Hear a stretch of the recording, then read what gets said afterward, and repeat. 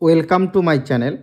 আজ আমরা কষে দেখি 1.6-এর 1 থেকে 8 পর্যন্ত এই অঙ্কগুলো করব।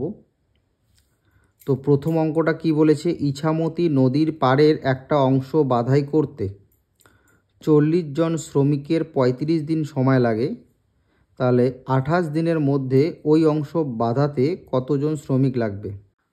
তাহলে দেখো এই অঙ্কগুলো কিভাবে করব। তো এই অঙ্কগুলো করার সময় আমাকে লিখতে হবে গণিতের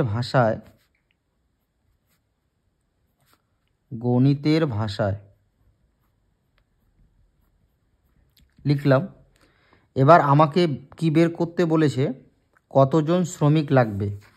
আমাকে যেটা বের করতে বলবে সেটা আমি লিখব ডান দিকে। এটা মনে রাখবে, তোমাকে যেটা বের করতে বলবে সেটা তুমি ডান দিকে লিখবে। তাহলে এখানে আমাকে শ্রমিক বের করতে বলেছে, তাহলে শ্রমিক ব্র্যাকেটে লিখলাম জন। আর অঙ্কের মধ্যে কি আছে, দিন। তাহলে এখানে আমি লিখছি সময়, ব্র্যাকেটে লিখছি দিন। ঠিক আছে, তাহলে দেখো 35 দিন সময় লাগে। 35 দিন সময় লাগে একটা অংশ বাধাই করতে 40 জন শ্রমিকের। এবার 35 দিনের জায়গায় তারা ওই অংশটা যদি 28 দিনে বাধাই করতে চায়, তাহলে কতজন শ্রমিক লাগবে। বুঝতে পারলে তো? 35 দিনে কোনো একটা অংশ, মানে ইছামতি নদীর পাড়ের একটা অংশ বাধাই করতে 40 জন শ্রমিক লাগে, এবং 35 দিনের জায়গায় সেই অংশটা যদি ওরা 28 দিনে বাধাই করতে চায়, তাহলে কতজন শ্রমিক লাগবে। তাই লিখব ঐকিক নিয়মে সমাধান করে পাই। ঐকিক নিয়মে সমাধান করে পাই লিখলাম। তো লিখব 35 দিনে কাজটি করে। ঐকিক নিয়মে তোমরা যদি কোনো অঙ্ক করো, তোমাদের এক লাইনে কিন্তু এটা লিখতে হবে, ঠিক আছে? তাহলে 35 দিনে কাজটি করে 40 জন শ্রমিক। 35 দিনে কাজটি করেন 40 জন। ঠিক আছে, 35 দিনে কাজটি করেন 40 জন শ্রমিক।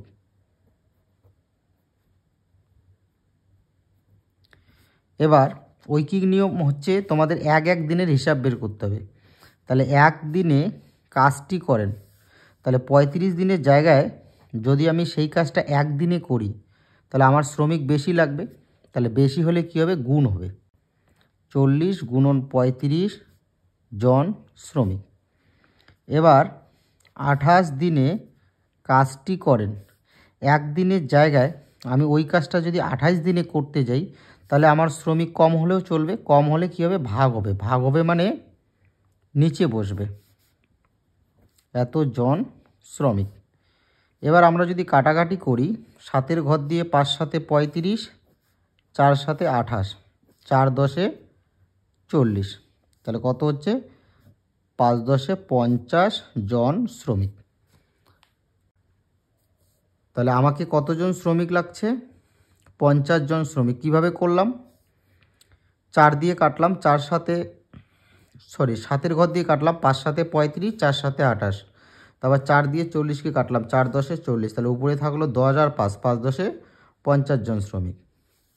অর্থাৎ ইছামতি নদীর পাড়ের একটা অংশ 28 দিনে বাধাই করতে হলে আমাকে 50 জন শ্রমিক লাগবে। কতজন শ্রমিক লাগবে, 50 জন শ্রমিক। তাহলে তোমরা লিখতে পারো যে 28 দিনের মধ্যে ওই অংশ বাঁধাতে কতজন শ্রমিক লাগবে। তো লিখব, সুতরাং 50 জন শ্রমিক লাগবে। 2 নম্বর অঙ্কটা কি বলেছে, রাজীব, দেবাঙ্গনা, মাসুম ও তাজমিরা 6 দিনে 150টি অঙ্ক করতে পারে। এখানে কয়জন আছে? 4 জন। রাজীব, দেবাঙ্গনা, মাসুম আর তাজমিরা, মানে এরা 4 জন 6 দিনে 150টা অঙ্ক করতে পারে। তাহলে হিসাব করে দেখি, প্রত্যেকে প্রতিদিন সমপরিমাণ অঙ্ক করলে রাজীব ও তাজমিরা কত দিনে 250টা অঙ্ক করতে পারবে। অর্থাৎ রাজীব, দেবাঙ্গনা, মাসুম আর তাজমিরা 4 জনে যদি 6 দিনে 150টা অঙ্ক করে, তাহলে রাজীব আর তাজমিরা অর্থাৎ 2 জনে কত দিনে 250টা অঙ্ক করতে পারবে। তাহলে এখানে আমাকে বের করতে হবে, দিন বের করতে হবে। বুঝতে পারলে? তাহলে যেটা বের করতে হবে সেটা আমরা সবসময় কোন দিকে রাখবো? একবারে শেষে ডান দিকে রাখবো। তো দেখো আমরা অঙ্কটা কিভাবে করব। আগের মতো আমরা লিখে নেব গণিতের ভাষায়, গণিতের ভাষায়। তোমরা লিখতে পারো গণিতের ভাষায় সমস্যাটি হলো, গণিতের ভাষায় লিখলেও হবে। তাহলে এখানে আমাকে কি বের করতে বলেছে? দিন। তোমাদের বলেছি যেটা বের করতে হবে সেটা তোমরা কোথায় রাখবে? একবারে ডান দিকে। তাহলে আমাকে বের করতে হবে দিন। তাহলে আমি এখানে লিখছি সময় ব্র্যাকেটের দিন। এই অঙ্কগুলো আমরা খুব ধীরে ধীরে করব যাতে তোমরা অঙ্কগুলো বুঝতে পারো, তাই আমি অঙ্কগুলো খুব ধীরে ধীরে করব, ঠিক আছে? তো সময় এখানে দিন, আর এখানে আমরা লিখব ছাত্রছাত্রীর সংখ্যা। যেহেতু এরা অঙ্ক করেছে তার মানে এরা ছাত্রছাত্রী, তাই তো? তাই লিখব ছাত্রছাত্রীর সংখ্যা, ব্র্যাকেটে লিখব জন। আর কি আছে? অঙ্ক, আর ব্র্যাকেটে লিখব টি। ঠিক আছে? কি লিখলাম? অঙ্ক, ব্র্যাকেটে টি। তাহলে দেখো এখানে বলছে রাজীব, দেবাঙ্গনা, মাসুম আর তাজমিরা, মানে 4 জন 150টা অঙ্ক করে 6 দিনে। 4 জন 150টা অঙ্ক করে কয় দিনে? 6 দিনে। তাহলে এখানে কে আছে? রাজীব আর তাজমিরা, মানে 2 জন 250টা অঙ্ক কত দিনে করবে। আমরা এটা বের করব যে এরা 2 জনে 150টা না, সরি, 2 জনে 250টা অঙ্ক কত দিনে করবে, এটা আমরা বের করব। তাহলে লিখে নেব ঐকিক নিয়মে সমাধান করে পাই। ঐকিক নিয়মে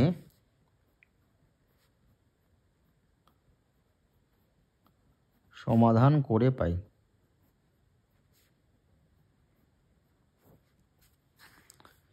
তাহলে এখানে দেখো 4 জন 150টি অঙ্ক করে,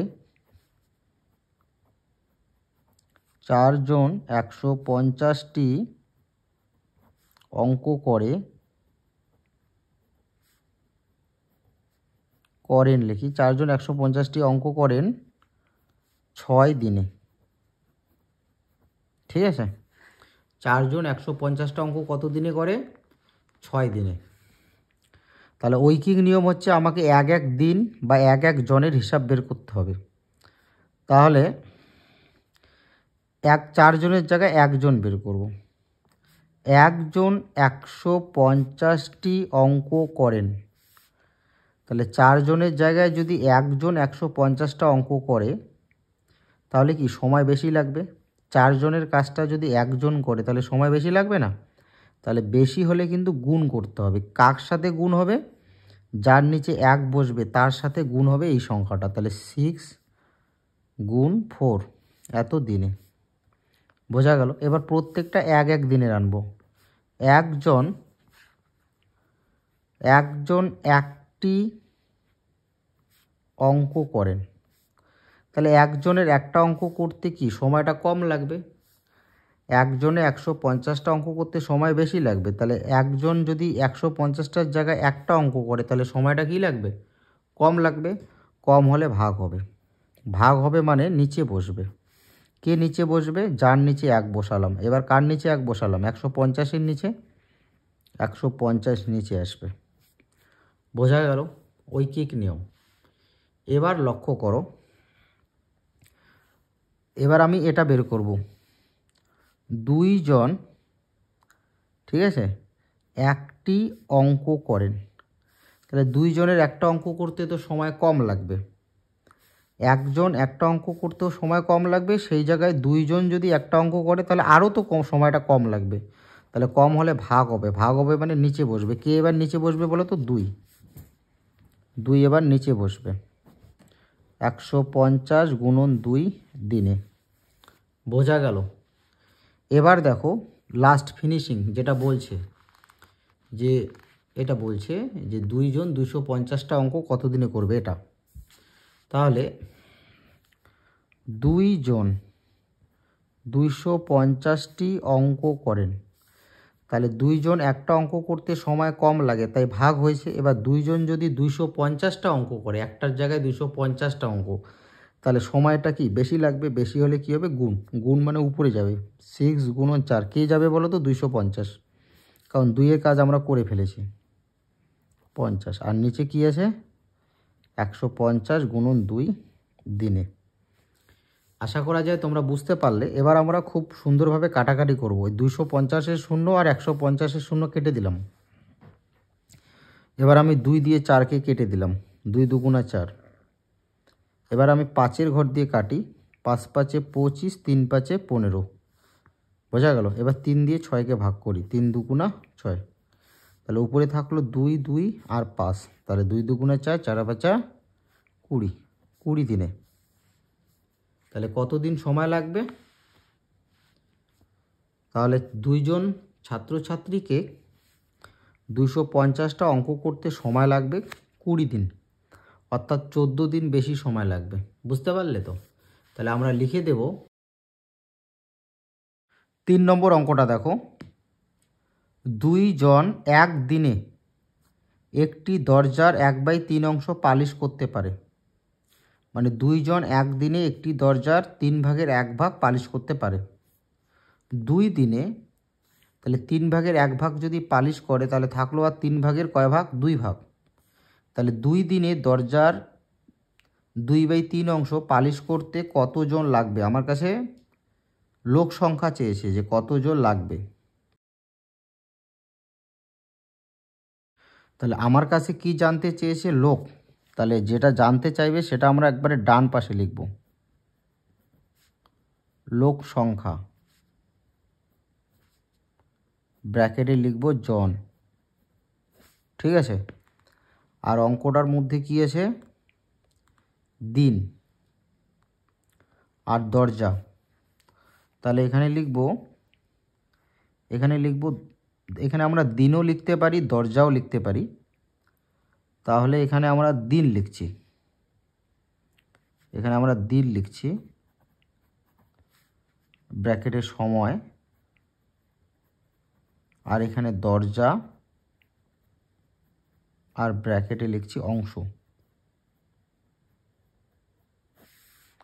ঠিক আছে? দিন, সময়, দরজা, অংশ আর লোক সংখ্যা।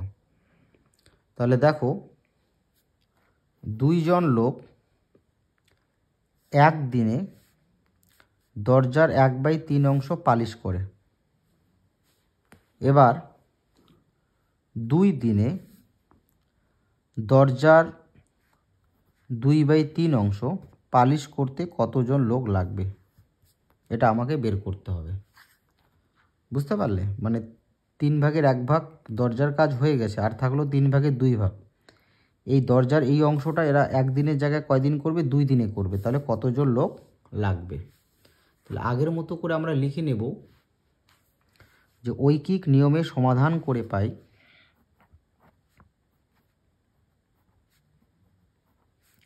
ঐকিক নিয়মে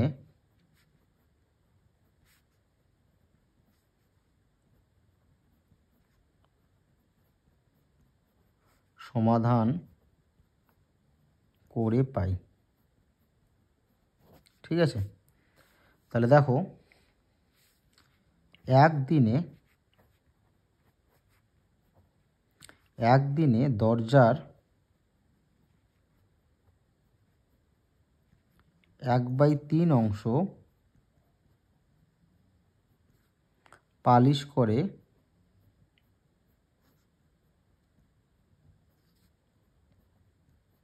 কয়জন? 2 জন। একটু জায়গা থাকলে আমি এখানে লিখতাম 2 জন লোক, তাহলে এখানে জায়গা নেই, তোমরা লিখে নেবে 2 জন লোক।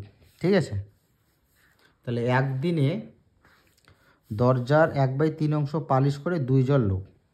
ঠিক আছে, এবার একদিনে দরজার 1 অংশ পালিশ করে, তাহলে এই ঐকিক নিয়মের ক্ষেত্রে 1 অংশ বলতে বরফ ভাববে না। আমরা জানি 1 অংশ হচ্ছে মোট অংশ, তাই তো? তাহলে 1 অংশ বরফ, কিন্তু ঐকিক নিয়মে যখন অঙ্ক করবে তখন 1 অংশ বলতে তোমাকে কম ভাবতে হবে। ঠিক আছে, কারণ ঐকিক নিয়মে অঙ্ক যখন আমরা করি তখন 1 দিনের হিসাব বা 2 দিনের হিসাব ওগুলো কম আসে, তাই তো? তাহলে একদিনে দরজার 1 অংশ পালিশ করে, তাহলে দরজার 1 অংশ মানে এখানে কম ভাবতে হবে। 1 অংশ পালিশ করতে কি লোক কম লাগবে, কম হলে কি হবে? ভাগ হবে। কে ভাগ হবে? যার নিচে 1 বসালাম, এটা ভাগ হবে। তাহলে 2 ভাগ 1/3 জন। ঠিক আছে, তো ভাগটাকে আমি এইভাবে লিখব, তাহলে আমাদের সুবিধা হবে। এবার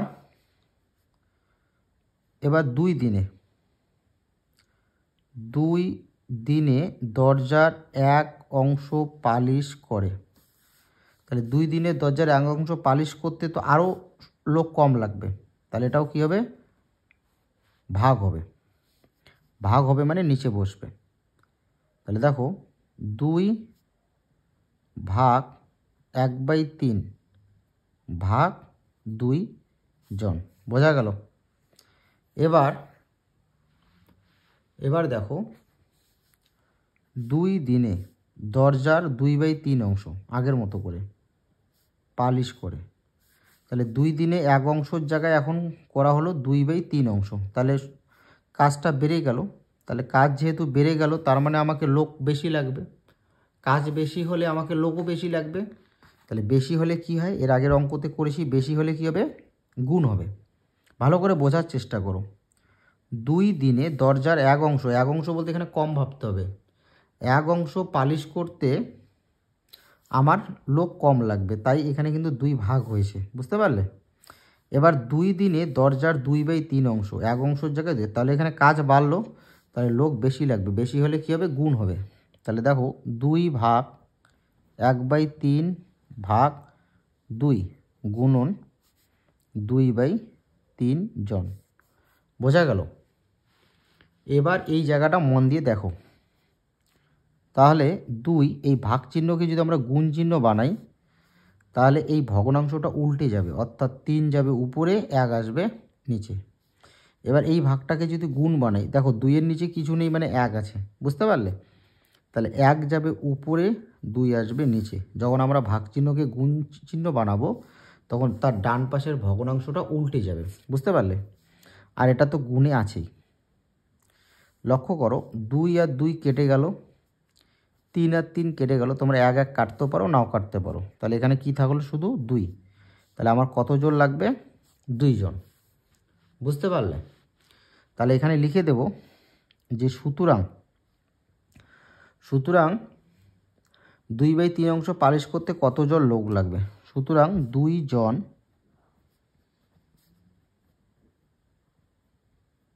লোক লাগবে। 4 নম্বর অঙ্কটা দেখো, 500 জন ছাত্রের মিড ডে মিলের জন্য 1 সপ্তাহে 175 কিগ্রা চাল লাগে, অর্থাৎ 500 জন 1 সপ্তাহ অর্থাৎ 7 দিন। তাহলে 500 জনের 175 কিগ্রা চাল 7 দিন চলে আর কি। 75 কিগ্রা চাল খরচ হবার পর 400 জন ছাত্রের বাকি চালে কতদিন চলবে? তাহলে যে 175 কিগ্রা চাল 500 জন ছাত্রের 1 সপ্তাহ অর্থাৎ 7 দিন চলে, তাহলে 175 কিগ্রা চাল থেকে যদি 75 কিগ্রা চাল খরচ হয়ে যায় তাহলে থাকলো কত? 100 কিগ্রা চাল। তো 100 কিগ্রা চাল 400 জন ছাত্রের কতদিন চলবে সেটা আমাকে বের করতে হবে। এবার আমাকে কি বের করতে বলেছে? কতদিন চলবে, দিন। তাহলে এখানে আমি লিখছি সময় আর ব্র্যাকেটে লিখছি দিন। আর অঙ্কর মধ্যে কি রয়েছে? 500 জন ছাত্র, তাহলে এখানে লিখব ছাত্র সংখ্যা ব্র্যাকেটে লিখব জন, ঠিক আছে। আর এখানে লিখব চাল, আর ব্র্যাকেটে লিখব কিগ্রা। তাহলে দেখো 500 জন ছাত্রের 175 কিগ্রা চাল 1 সপ্তাহ অর্থাৎ 7 দিন চলে। 400 জন ছাত্রের 175 কিগ্রা থেকে কিন্তু 75 কিগ্রা চাল খরচ হয়েছে। তাহলে 175 কিগ্রা থেকে যদি 75 কিগ্রা চাল খরচ হয়, তাই থাকলো 100 কিগ্রা চাল। এই 100 কিগ্রা চাল কতদিন চলবে বলছে না, বাকি চাল। তাহলে বাকি চাল কত থাকলো? 175 কিগ্রা থেকে যদি 75 কিগ্রা চাল খরচ হয়ে যায়, তাহলে চাল বাকি থাকলো 100 কিগ্রা। এই 100 কিগ্রা চাল 400 জন ছাত্রের কতদিন চলবে? তাহলে আগের মতো করে আমরা লিখে নেব, ঐকিক নিয়মে সমাধান করে পাই। ঐকিক নিয়মে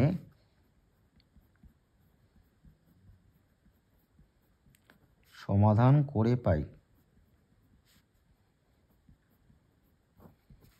তা লিখব 500 জন ছাত্রের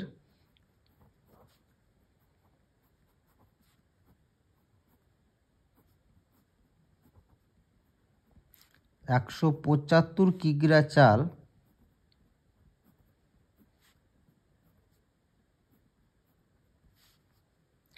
কতদিন চলে? 175 কিগ্রা চাল চলে 7 দিন।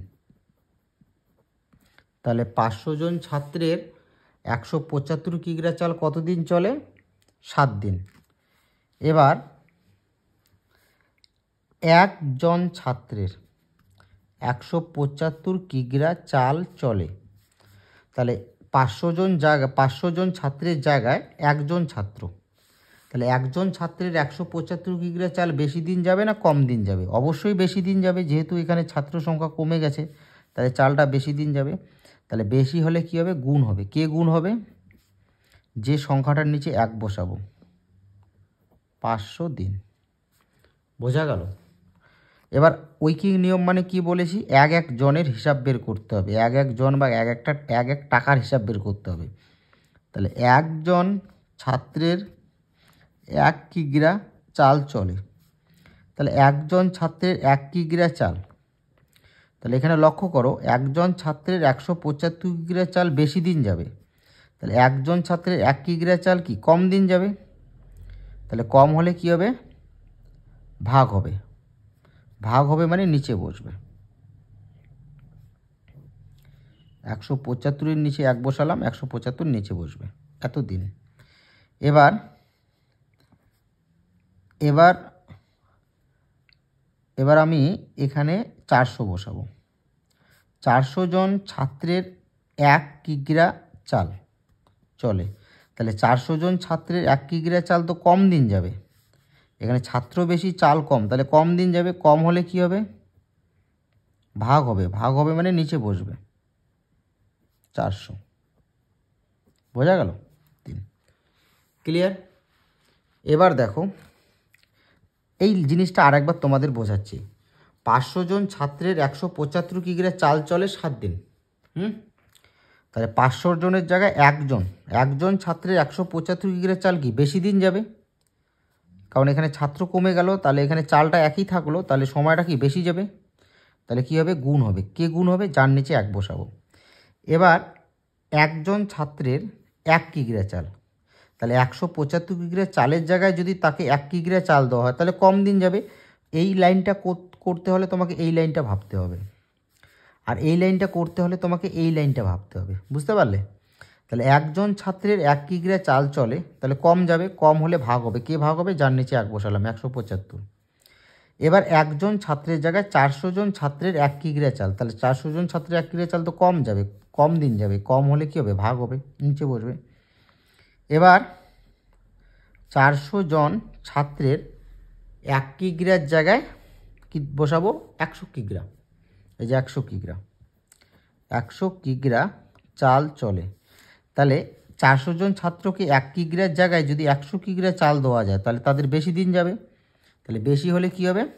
গুণ হবে। কে কোথায় গুণ হবে মানে কোথায় বসবে বলো তো? উপরে।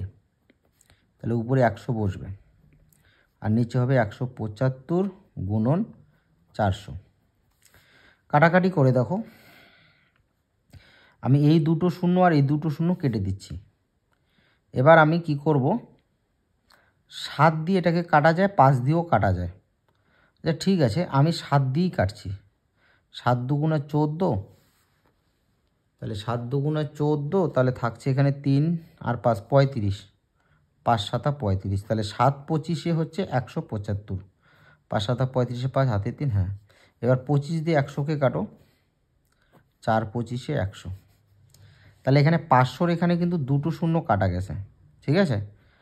আর এখানে কিন্তু 5 আছে। এবার এই 4 মানে এই দুটো শূন্য আর এই দুটো শূন্য কাটা হয়েছিল, তাহলে এখানে 4 আছে। এই 4 আর এই 4 কাটা, তাহলে এখানে শুধু 5 পড়ে থাকলো। বুঝতে পারলে? এই যে শূন্য দুটো কাটার পর কি থাকবে? 5 থাকবে। মানে 500-র যদি আমরা শূন্য দুটো কাটি শুধু 5 পড়ে থাকবে। তাহলে এখানে 5 দিন। যে সুতরাং 400 জন ছাত্রের 5 দিন চলবে। বোঝা গেল? দেখো, তোমাদের 1 থেকে 4 পর্যন্ত অঙ্কগুলো করালাম। তো তোমাদের 1 থেকে যদি আমি 8 পর্যন্ত অঙ্কগুলো করাই তাহলে কিন্তু ভিডিওটি অনেক বড় হবে। তাই আমি তোমাদের 1 থেকে 4 পর্যন্ত করালাম। নেক্সট ভিডিওতে, পরের ভিডিওতে আমি তোমাদের 5 থেকে 8 পর্যন্ত মানে এই 4টা অঙ্ক করাবো। তোমাদের যদি এই অঙ্কগুলো ভালো লাগে তাহলে তোমরা অবশ্যই নেক্সট ভিডিওতে যে আমি 5 থেকে 8 পর্যন্ত করাবো সেই অঙ্কগুলো তোমরা দেখে নেবে।